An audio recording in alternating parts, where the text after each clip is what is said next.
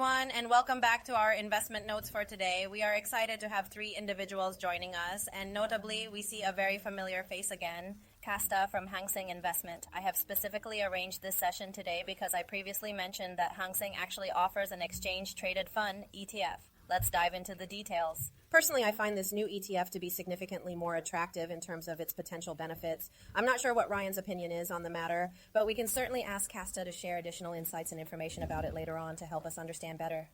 But regarding you, Ryan, I have an important question to ask you. What's the matter? Absolutely, that's correct. Since it's only a few rows away, I've been engaging in conversations quite frequently with my colleague who sits right next to me lately. In the past, when we dealt with fixed-term loans, we were all genuinely enthusiastic and actively sought out those high-interest fixed-term loans offered by various banks. Nowadays, it seems that some of our tasks have been reassigned. Young people, what are your thoughts on fixed-term loans? You both seem rather indifferent to the discussion. Because I have some money, but everyone doesn't want to have more money. Okay, if I don't have anything, I'll go out and do something first. It appears that if you wish to regain those assets, it suggests that you may not care enough, you aren't making any investments, and you aren't paying close attention to the constant market fluctuations. As we all know, since the new president of the United States assumed office, the market has experienced significant growth and really taken off. You continue searching for it diligently, but sadly it's simply not there. What you eventually discover is already 5 or 6 cents less than what it used to be. It's truly gone for good. You mentioned regularly. Wow, it's astonishing how many there are. No, that's it. Yes, it's not there anymore. Then here's a row of items. In fact, everyone can clearly see that our questions all contain test questions specifically focusing on speaking skills. Well, now that we have thoroughly finished discussing all various aspects, it is quite evident that the stock market has fallen so sharply and unexpectedly. In fact, we have witnessed similar declines in the past. Why would it drop so quickly this time? Furthermore, it may have something to do with the current state of the U.S. economy and certain policy issues, which could have led many investors to withdraw their money from the U.S. markets in search of safer or more stable investment opportunities elsewhere. Well, it is better to take a look at the lagging markets such as Europe and Hong Kong stocks. So when TTL went public, a lot of funds were actually returned. It cannot be said that most of them were returned, but it is obvious that some funds were returned to our Hong Kong stock market. But it is just as I said, my colleagues and I are looking for it. I'm uncertain whether certain accounts that offer regular interest payments appear to be more appealing. Previously, we have had discussions regarding the potential benefits of investing in high-yield stocks. Is this investment strategy truly more advantageous in the long run? In other words, don't worry about whether the price goes up or down. This way you can earn some interest. How do you think about investing? I think we should first clarify the concept. Customizing a fixed deposit and buying dividend-earning stocks are 2 completely different concepts. The risk levels are extremely different. As for the fixed deposit, everyone knows that as long as you put $500,000 in the same bank, you are protected by deposit insurance. If you have $2 million and deposit it in 4 banks to minimize risk, it's expected that the interest rate will be low. Well, if you want to receive, that means you buy some high-yield stocks. You get dividends from high-yield stocks. First of all, the dividends are not guaranteed. Well, they are distributed based on profits, and they have their dividend policy. Stock prices fluctuate, so capital is not guaranteed. So first of all, the risks are different. Of course, there are many stable choices or good choices for high-yield stocks, and the Hong Kong stock market still has them. If you are looking for an interest rate higher than 6%, you have options, and we can discuss them further. However, there are 2 notable problems associated with holding a stock for profit over time. First, the stock may only pay dividends once or twice a year, which can limit immediate returns. Second, there may be various transaction costs or holding costs incurred, which can further reduce overall profitability. Well, that is to say, if you always concentrate on the same stock, the risk will be greater. There are 2 major risks. The first is the different asset categories, and the second is your concentration is different. Well, in this regard, it's not that I don't recommend you to pursue this course of action, but we must carefully pay attention to the potential risks involved. There are some key differences in thinking. Well, considering the current market conditions, do you have any effective strategies for investing in high-yield stocks that you can share with everyone? I recall that in our last episode, we discussed Link REIT, which offers an appealing interest rate of approximately 6%. In addition to Link REIT, could you share your thoughts or opinions on other potential investment options that might be worth exploring? Link REIT is a real estate investment trust. It essentially outlines the specific guidelines and criteria by which they can appropriately and fairly distribute the profits among the stakeholders involved. More than 90% of the total funds collected will be distributed to the fund unit holders, which serves as a strong guarantee for investors. What you receive is essentially comparable to rental income. In reality, you will need to deduct certain necessary management fees before distributing the remaining amount to the investors. This process underscores the inherent nature of risk involved in investment. But of course, as we mentioned in the last episode, you expect them to collect rent. You don't expect them to ask you for money to buy more properties to collect rent.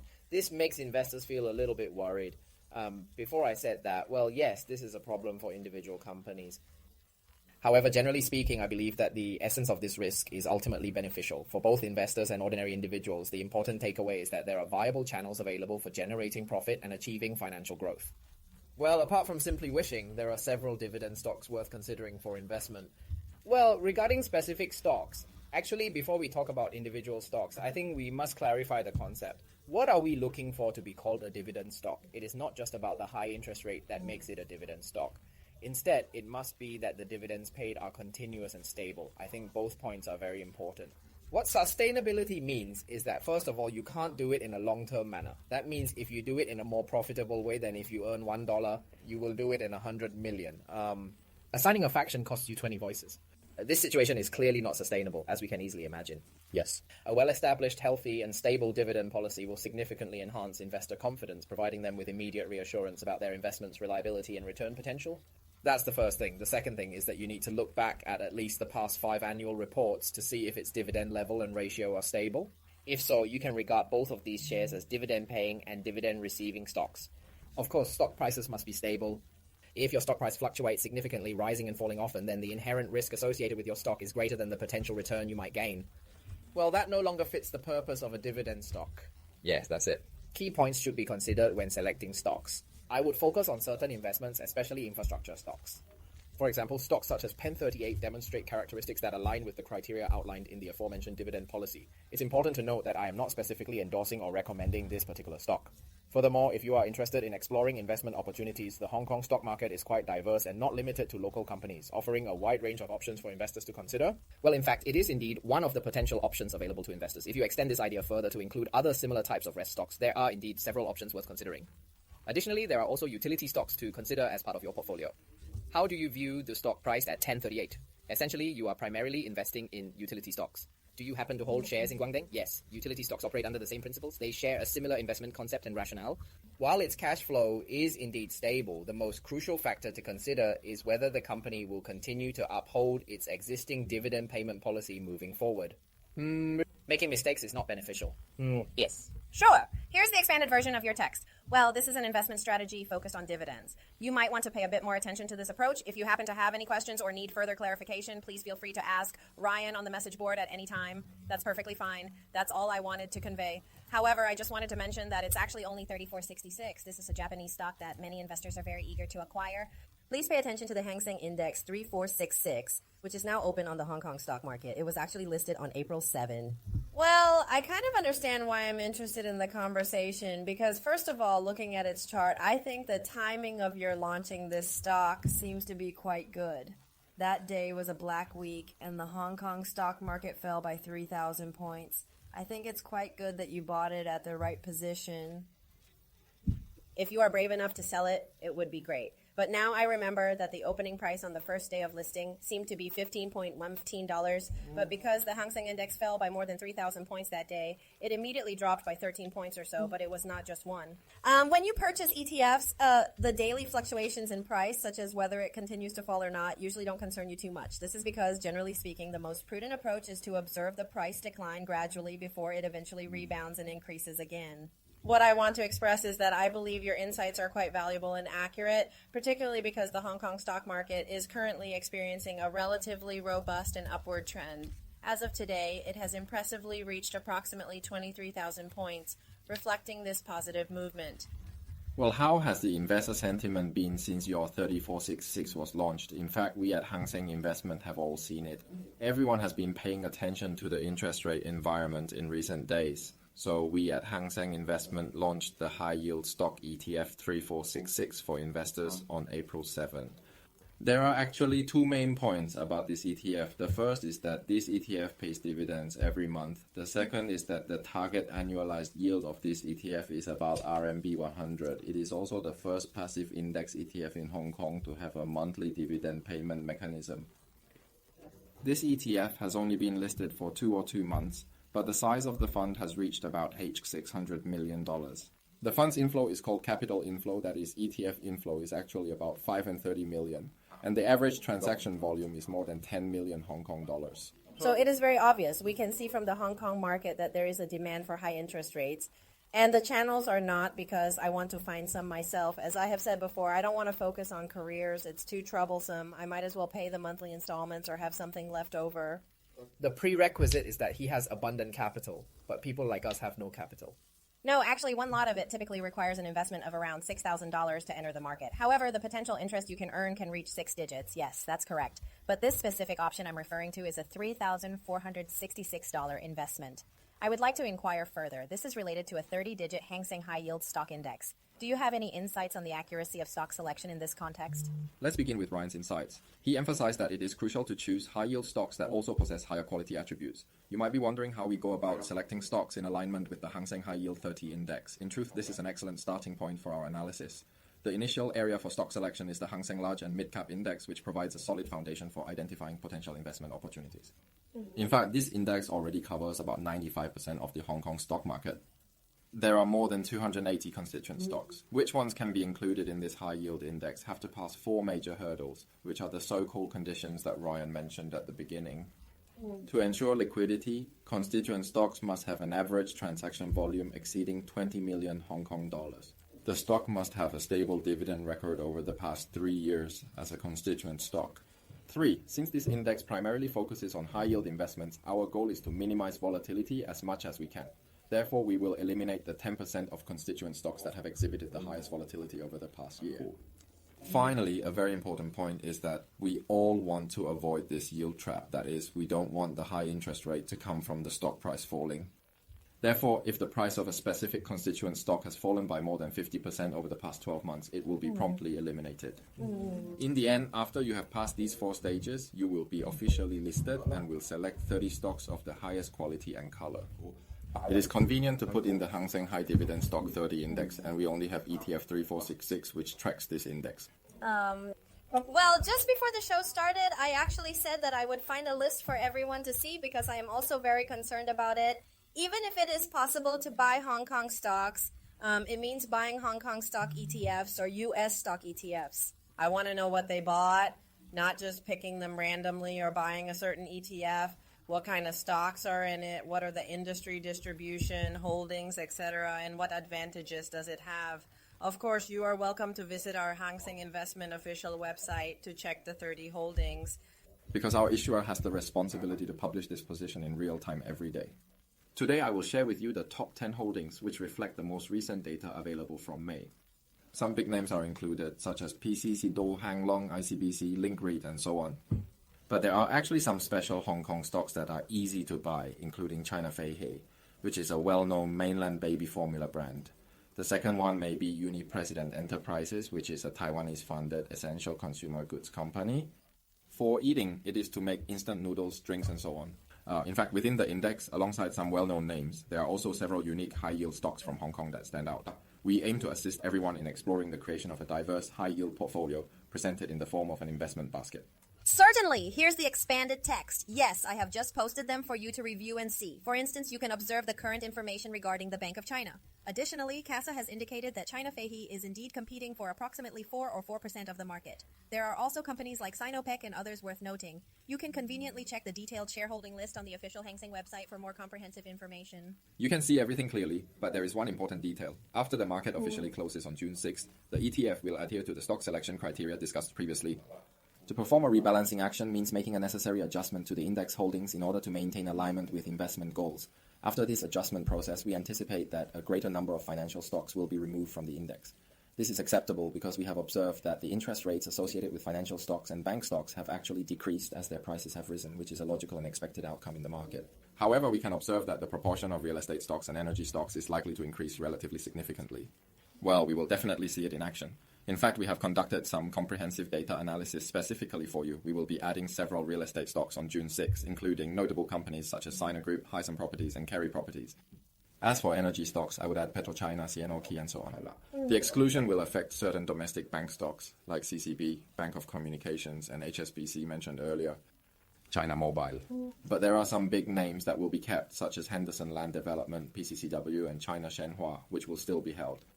As I mentioned at the beginning of our discussion, there are several high-yield stocks within the index that many investors may have purchased or are already familiar with. However, we also aim to stay updated with the latest market conditions, including new adjustment criteria, and identify additional specialized high-yield stocks to enhance our portfolio further. To assist you in exploring a more effective high-yield investment portfolio, I will conduct a portfolio rebalance every few days. The rebalance of this particular index occurs annually because it consistently provides interest payments to its investors. Most of the stocks listed in Hong Kong typically pay dividends either every 6 months or quarterly. Therefore, we hope to utilize an entire year to make necessary adjustments. We want to ensure that after each segment is filled, we will collect the corresponding dividends and then proceed with a rebalancing of our portfolio accordingly. Well, if it is indeed once a year, then I believe it will take place in June.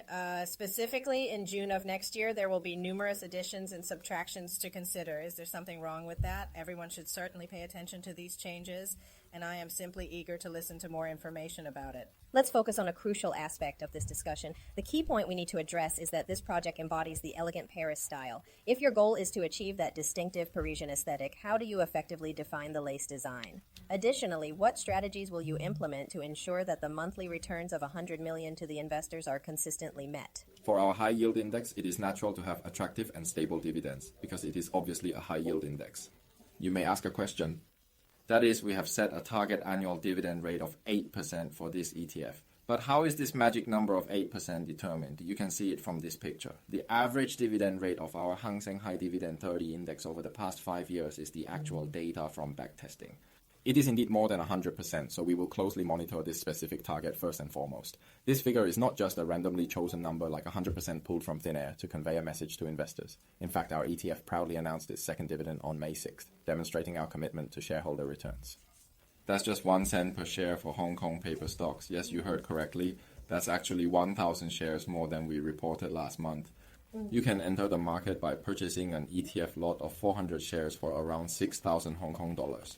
Yes, the ex-date, specifically the ex-date in June, falls on June 2, while the dividend payment date is set for June 10. Everyone knows that we recently celebrated the festive New Year's Day. If the audience is genuinely interested, they might want to consider making this arrangement well in advance of next month's New Year's Eve celebration. Well, the ex-dividend date of the ETF is the first trading day of every month. On the first trading day of every month, it is recognized as the ex-dividend day. If you want to successfully deploy it, you typically need to tie it down beforehand, and then it's all settled. Okay, let's take a closer look at this investment, number 3466. What is its price return performance looking like at this moment? I have conducted some thorough research for you. There is a question that you frequently ask. Will certain dividend-paying products generate interest, but ultimately result in a loss of money? We decided to select a picture that came with a price in return. Let everyone refer to it. You can examine the foreign data, specifically the index that spans from 21 to 24 years, and it indeed offers a defensive level of insight. As you can observe, the price return from 21 to 24 has significantly outperformed the performance of the Hang Seng Index. Of course, there are some things that cannot be understood because the index does not have any proportion or holdings of technology stocks. So in disguise, when technology stocks were hyped up very much in the past 3 or 4 months, the explosiveness of price returns was actually a little bit of a loss. But of course, that is if investors want to. For those seeking aggressive technology stocks, the Hang Seng Technology Index ETF 3032 is a viable option. However, for a strategy focused on earning interest, it's advisable to look for products specifically designed for that purpose. It would be a pity to let those technology stockholders disrupt the entire plan. If you are looking to pursue an operations strategy that effectively combines both offensive and defensive approaches, we firmly believe that our high-yield strategy will significantly assist investors in achieving this optimal asset allocation. Hey, if you truly believe that, then it is indeed a delicate balance that gives your investment portfolio a significant advantage. In other words, this is unquestionably the outstanding performance resulting from this particular combination of assets. Everyone can clearly see this because we have diligently done our homework and research to support our findings. I am utilizing a balanced 50-50 investment portfolio for your reference. Specifically, if we combine our Hang Seng High Dividend 30 index with the Hang Seng index and incorporate both into the same portfolio, we can observe a complementary effect that has been evident since last year. In terms of overall performance, specifically from ages 20 to 24 years, 4 out of the 5-year investment strategies have significantly contributed to achieving this strong defensive performance. The group feels slightly less depressed. Over 3 or 5 investment years, we effectively kept the portfolio's volatility within a specified range, demonstrating successful risk management. Finally, take the dividend rate. Of course, adding a high interest index every year can actually increase the winning rate of the combination. Therefore, we believe that after the volatility is released, increasing the proportion of high-yield stocks will help investors to improve the performance of their portfolio and thus reduce the volatility. Well, in addition to these two important aspects, the most special and noteworthy feature of this particular case is actually the product itself. What exactly are the standout features of a 3466? In fact, the most significant ones are related to its 4 major characteristics that differentiate it from others. We think that under the macroeconomic conditions and certain policies, there will actually be a strategy like yours for high-yield stocks. The second thing is that we use ETFs and indexes to select constituent stocks very rigorously. I sincerely hope to successfully navigate through these 4 stages and carefully select a few higher quality, high-yield stocks for discerning investors. The third point to note is that the annualized target interest rate of an ETF is in fact quite reasonable and competitive. Certainly. Here's the expanded version of your text. Well, finally, this exchange-traded fund, ETF, pays dividends monthly, which is why we believe it is particularly attractive to investors who appreciate earning a steady income stream. Can you also share your thoughts on this? In fact, since this ETF was first listed in April, many investors have shown significant interest in it, indicating its growing popularity. Or perhaps the level of investment we are witnessing is actually not as high as we initially thought, or it could be more enthusiastic and robust than you ever imagined. Additionally, the response or results may be significantly better than we anticipated and surpass our expectations. This is especially noteworthy considering, as I mentioned earlier, our ETF has only been listed for a brief 2 months. When we first became listed, the total value of the ETF was only 80 million Hong Kong dollars. However, if you examine the most recent data, it should now have increased significantly to approximately 620 million. Notably, the average transaction volume is a crucial factor that investors focus on the most when purchasing ETFs. In fact, this is also a good result for investors to refer to because the transaction volume we are talking about today is already more than 30 million Hong Kong dollars. It clearly does not pose any significant problem at all in terms of liquidity or cash flow management. To effectively address our objectives, what we need to do is develop a comprehensive strategy, or alternatively, we need to offer something known as capability that will enable investors to make informed deployments. In fact, our findings reveal that investors are exhibiting a high level of confidence in our exchange-traded fund, ETF, which reflects their trust in our approach and management. There may be few people asking this question because, for example, if you are an investor, what do you think are the advantages of buying ETFs over buying individual dividend stocks? The most obvious advantage is that you have diversified your investment. For example, if you want to invest in a stock index that is linked to a certain stock, you may need dozens of stocks. The risk of investing in the same stock is already very high. In addition, as we can see from the volatility is actually very stable. It's positioned in the middle, correct? If you analyze the year 2024, the expected volatility is projected to be around 2.2%. Well, because there are some fluctuations, some technology stocks are actually lower than the Hang Seng Index. But what is certain is that they basically give you a 10% discount on the shares, so their potential volatility must be lower and the risk must be lower. In this particular situation, you will need to send him to Paris. In other words, on one hand, the risk involved in this investment is relatively small, but on the other hand, the interest income you could potentially earn is actually quite substantial. I cannot confidently claim that this income will surpass the returns you might receive from the stocks you purchase. However, it largely depends on the specific numbers involved. The most critical factor to consider is how likely it is that the stock you choose to invest in will provide you with dividends on a monthly basis. Is that the case? Even some US stocks do not offer consistent dividends. It's quite challenging to locate a stock that pays out dividends on a daily basis. Typically, you can only inquire with the accountant about the quarterly dividend payments, which means you have been receiving your dividend payouts on a quarterly basis in recent times. Oh yes, so if you are looking for some specific financial products that generate monthly interest, such as exchange-traded funds, ETFs, the relevant policies will indeed be applicable in Hong Kong. Currently, there are no stocks available for investment at this time. What's the issue? There simply isn't such an option in Hong Kong. Because in fact, we have seen that investors have adopted a strategy called Barbara approach, which is a win-win strategy. That is, on the one hand, some aggressive stocks or products are used to create some aggressive inventory systems. But on the other hand, the bottom layer or core portfolio are actually relatively defensive channels. To hold a cash system, you can collect interest or find something more defensive. We are launching this particular type of product with the hope that investors will be equipped to both attack and defend their positions in the market. Alongside several offensive products, we also offer a selection of interest-bearing and defensive products, allowing everyone to effectively deploy their strategies together for optimal results. Do this operation. If you all are genuinely interested in discovering some alluring content and exploring high sexy vocabulary, you can easily go online and search for 3466 pieces of related information to peruse.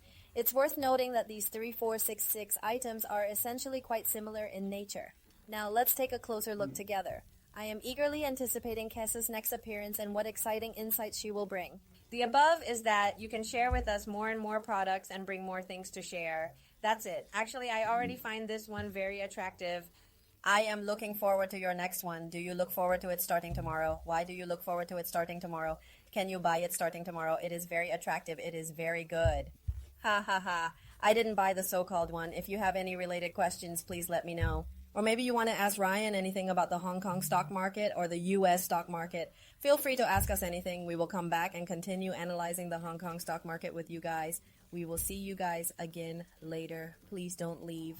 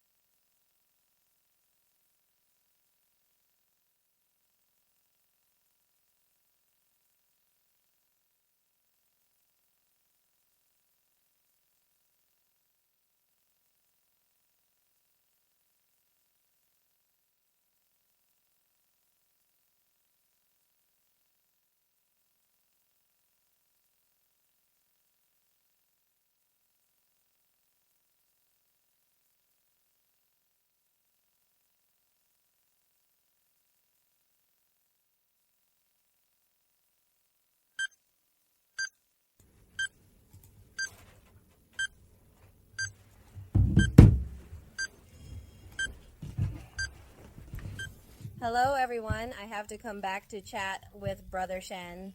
Now, let's talk about our Hong Kong stock market first. Our Hong Kong stock market is very sharp today. Tie it up. What's so sharp? I can't access the internet now, so I can't see how much the bill is today, brother. Report it. No, that's it. So, okay, 3,650. Then I'll go back out first. The score increased by 141 points. Hey, now let's talk about the Hong Kong stock market. The transaction volume is still 2,000. Actually, why is there so much today? I want to know. How do I know? Hey, 212.7 billion. Today's transaction volume and today's market are almost the same. It's called stabilizing and returning to the 50-day line. Yes, because it's Monday. In fact, the reporters immediately asked whether the trend had turned in January or started immediately on the first trading day of June. Well, continue with your strategy, but be prepared as the market is likely to turn downwards soon. To evaluate your position, let's take a closer look at the 50-day moving average line to determine if you truly missed an opportunity. If you have indeed missed the 50-day line, it is crucial to observe this happening for at least 2 or 3 consecutive trading days. Additionally, the stock price or the index must consistently close below the 50-day line, starting from this coming Monday. No, I worried in intraday, but it came back very quickly, and I saw that all the money was actually kept in the account. In other words, Casa pointed out a key point, that is, these funds are actually looking for some interest-bearing products. Yes, that's right. You have a lot of friends. Yes, that's right. I have too. Yes, give me more. I mean, I was wrong. It's not 6 figures. 6 figures don't actually charge any interest. You give me as if you have $100,000. You may make 100% profit a year, but you still only earn $8,000. Yes. I'm just wondering how much you earn in a month. But it's a subtle difference. How many balls do you hold? It shouldn't be just a few balls. You should hold dozens of balls. Dozens of balls are actually enough to give you more weight. The cash flow is, well, you can tell many investors that your previous investors will buy shops. Just buy a house and collect rent. But now I feel a little timid. I might as well buy something with higher liquidity. Well, it finally came to me. The things to buy with higher liquidity are advertisements and stocks. Yes.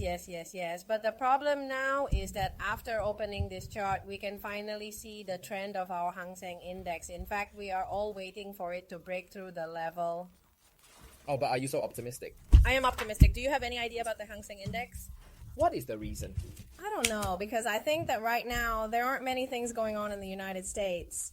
Currently, our main concerns revolve around Harvard's actions and experiences. What exactly did they do at Harvard? Have you ever been involved in something similar? Was this discussed in the last episode? Yes, I've mentioned it previously. The key point is how he got into Harvard. In fact, it is not the Harvard system. It is purely some channels that are interfering. Are they interfering with China? So you have to say that our market can be the same as our way.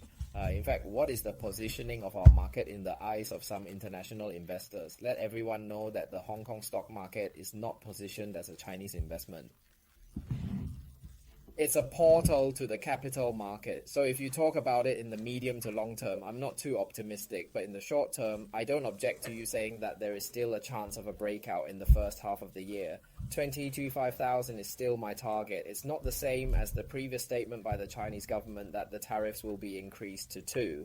How about we aim for 100 days, and then after all that effort, it will end up being just 90 days at the conclusion. I suppose I can accomplish as much as possible within those 90 days. But what happens after the 90 days are over? I plan to assess everything after that period first. Perhaps I will follow a similar approach as the importers. It's all just a bit of a hassle, isn't it? The topic has been receiving significant attention and excitement for quite some time, but the 90-day mark is expected to occur around the end of July. Thus, we should remain vigilant and observe closely to determine if it will successfully break through the last major resistance level, which stands at 23,822. Am I correct in my understanding? That sounds good. Additionally, I would like to note that the number 483-2487-2487 may also have relevance in this context. In the 2 series 24872, oh, today it's actually 9. Sorry, I meant 9092. I won't communicate with you like this.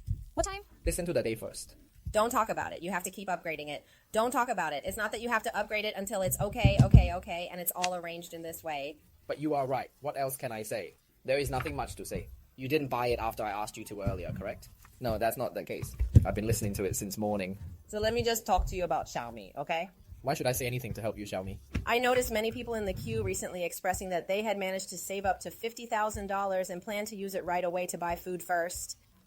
After all the fuss surrounding the market, the price has impressively reached 530.5 yuan today. In fact, Xiaomi's peak price was nearly 60 yuan, but it remains a significant high point.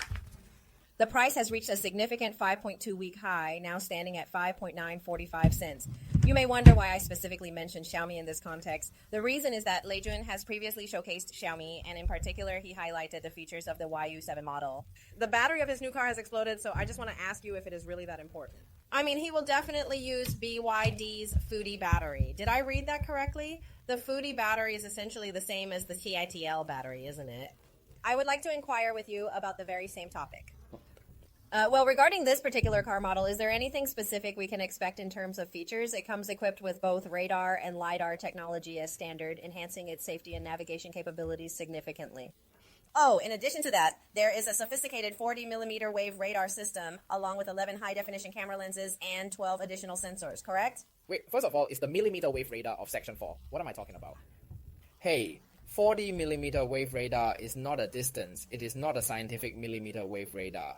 Let us first understand that scientific millimeter wave radar is a radar for both of them. Hey, its speed is not millimeter. It is not a unit. It is called millimeter wave. Oh, okay. Yes, that's why my son has a sexually transmitted disease. Exactly. Yes, let me explain what millimeter waves are. Okay, no, I'm not interrupting you, really. I want to know that millimeter waves are, as you all know, the operating principle of radar, which continuously emits a certain frequency band. Then, the millimeter wave system is an advanced technology that can effectively determine how far away an object is by measuring the precise time it takes for the emitted signal to bounce back after hitting the object. The length of the electromagnetic wave is specifically measured in millimeters, which is why it is referred to as the millimeter wave system. This fascinating science and technology may not be widely known to many people, including those outside specialized fields. You can use this space to post some such things. But I want to ask, how far exactly can these advanced radar systems effectively reach? Because why am I asking this? Wavelength, in principle, the longer the wavelength is, the farther it can travel through various mediums. That's accurate, but what we are discussing here is certainly not about millimeter waves. I'm unsure what specific type of radar this is. While it may lack a recognizable proprietary name, I can confidently say that its wavelength is certainly not limited to merely scientific millimeter wave. Yes, indeed, because I observed that the farthest distance he discussed was 200 meters. However, I'm uncertain whether the maximum effective point cloud distance truly extends to 200 meters or if it is shorter. What I just discussed pertains to a variety of essential supporting facilities and configurations. Do you believe it is worth anticipating the arrival of a YU7? Oh, what exactly are these components? In reality, they represent important prerequisites for achieving successful autonomous driving. Yes, I frequently emphasize that the key factors are crucial for the development and implementation of autonomous driving technology. Here it is. Your car is indeed a sophisticated device that operates with advanced software. It communicates seamlessly with other devices on the road. Ideally, all cars traveling on the road would be equipped with comprehensive sensors and a reliable medium for communication, ensuring you can drive without any worries. However, achieving this level of integration and technology is currently unrealistic. You might have to wait until the year 2535 for such a scenario to become a reality. I suppose that's true, but before we delve deeper, it's worth noting that a car, much like us humans, possesses 5 senses that allow it to interact with its environment. The key difference is that a car can hear various sounds and detect other vehicles around it, which enables it to make informed judgments about its surroundings. In fact, this process occurs almost instantaneously. The more advanced detection components a car is equipped with, the more efficient and effective its autonomous driving capabilities become. The higher the accuracy and safety of the technology will be. Yes, radar is one of the essential components that contribute to this outcome, meaning it is indeed a necessary condition for success. The reason I specifically brought this topic up is that, in fact, Lei Jun, the CEO of Xiaomi, stated just the other day that the financial losses in Xiaomi's automotive business are currently very severe. He also mentioned that he personally expects the company to achieve profitability in the 3rd to 4th quarter of this year, which they are actively working towards. If it is an electric car company, although it is difficult for us at Xiaomi to define it, that is, it is definitely not a pure electric car company. But speaking of its business, it has not been launched for a long time. If you can achieve a profit in such a short period of time within 1 year, it is considered fast. The most important thing is that it can sell well. Well, the second thing is that he knows how to enter the money, he knows how to record it in the account. How do I record it in the account? You need to carefully amortize your investments over time. So where exactly do you choose to amortize them? Additionally, is your cash flow situation truly sustainable in the long run? Interestingly, Xiaomi doesn't have to worry about these financial concerns at all. Xiaomi boasts a significant cash reserve, which enables the company to achieve profitability at a much faster pace than many of its competitors. This financial cushion provides them with a strategic advantage in the market. You and I must be benchmarking against these new forces. The new force channels start from an enterprise that already has no foundation. It's a different thing. So the first channel has the opportunity to burn money, and the second channel has the opportunity to misposition. For example, if your positioning is wrong, you will not be able to sell your cars, which will affect your cash flow. The third consideration is how do you account for such a substantial initial investment along with extensive research and development expenses. This scenario will inevitably lead to a financial loss, and in this case it is categorized as a non-cash loss. If it is a non-cash loss, it implies that your project is unlikely to achieve actual profitability in the foreseeable future. If you're questioning Lei Jun's significance, it indicates he is aware of his situation, particularly regarding his substantial cash flow. As long as their company does not fall into financial difficulties or have any capital chain interruption, you can say that for the electric channel, their previous mobile phone and OT businesses only support their automotive business. In fact, their automotive business accounts for a large proportion of their total business. Your last performance income was 100%. I believe your next performance will be even more, about 20%. Indeed, that's absolutely correct. We also offer our clients various advanced security systems. However, why would I specifically bring up Xiaomi in this context? The truth is, it's widely known that the United States has implemented a ban on certain electronic design automation EDA software, which affects many companies. In fact, in the competitive market, Xiaomi's chips could potentially be significantly impacted by this situation because the 33mm chips they developed in-house actually originated from a company called Nativia, which plays a crucial role in their supply chain and overall product performance. It must be. Yeah, so the question we must consider is, if this regulation is implemented, do you genuinely think it will have any significant impact on Xiaomi's operations and market performance? Basically, the mobile phone business accounts for a large proportion of the channels. But now the situation is developing into a car. But if you truly want to invest in Xiaomi, let's closely analyze whether it has the potential to rise by over 60%. What are your thoughts on this? Or perhaps you should consider its current market position? Regarding the topic of valuation, I consider myself to be quite stingy. I simply do not enjoy purchasing expensive items. While you may choose to buy high-priced products, there must be a compelling reason or justification to persuade me to invest in something deemed premium. Well, this is premium.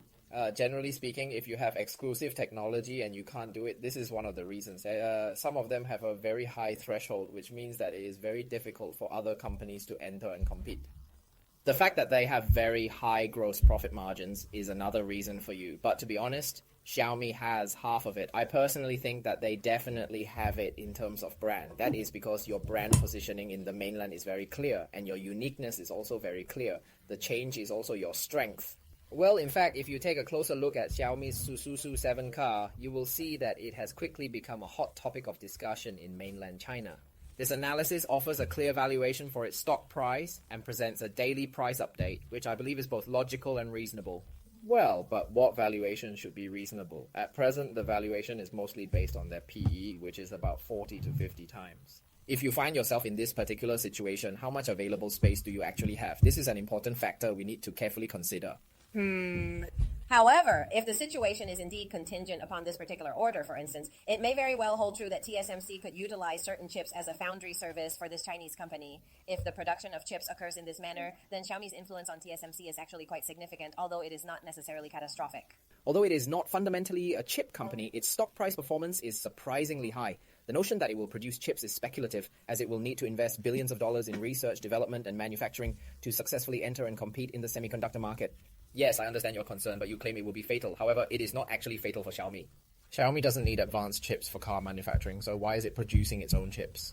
Because he understands that the future competitive landscape for automobiles will significantly depend on the level of advancement in autonomous driving technology.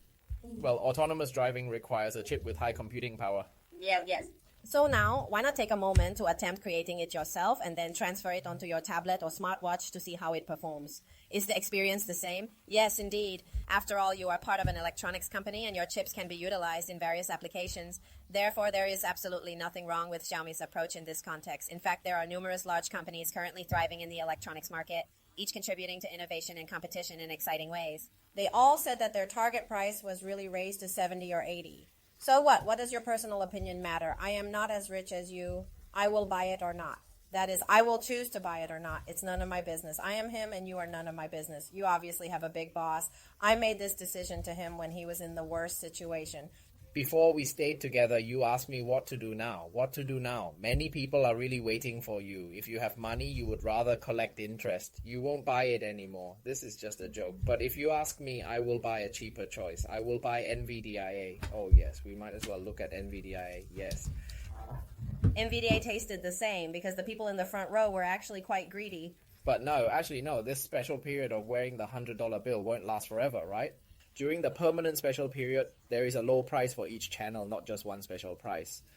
Hey, if you talk like this, what you are talking about is cheap, but in fact it is not fair.